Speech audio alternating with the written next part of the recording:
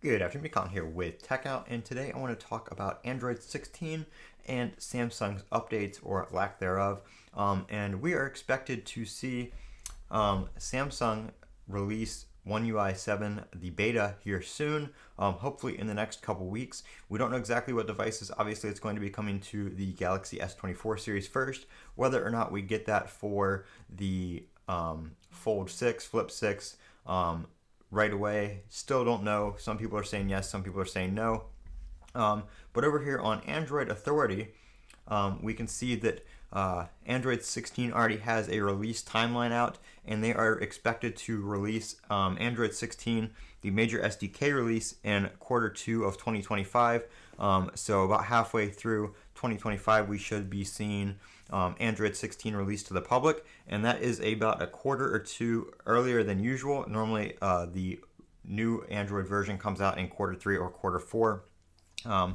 But we're expected to see the major SDK release in Q2, some feature updates in between that, and then a minor SDK release in Q4 of 2025. So will we be getting Android 15 on the Samsung devices before we see Android 16? And that is kind of questionable right now because Samsung seems to be pretty far behind on their updates. We're not going to be seeing the public release of OneUI 7 Android 15 at least for a couple months after the beta. So that's probably going to put us, into 2025 by a couple months at least. And with Android 16 already being in beta, we're expecting the beta to start sometime late November or in December. We could be seeing that update kind of alongside or just after Samsung releases their update for the Galaxy devices. And some Galaxy devices are obviously going to be still getting Android 15 and OneUI 7, while Android 16 is already in beta or rolling out to other devices. Of course, the Google Pixel will probably be the first to get Android 16, with some other manufacturers following that. So Samsung is very, very behind on updates, it seems, this year. Normally we see the beta in the end of July or early August. In the past few years, that's when we've gotten it.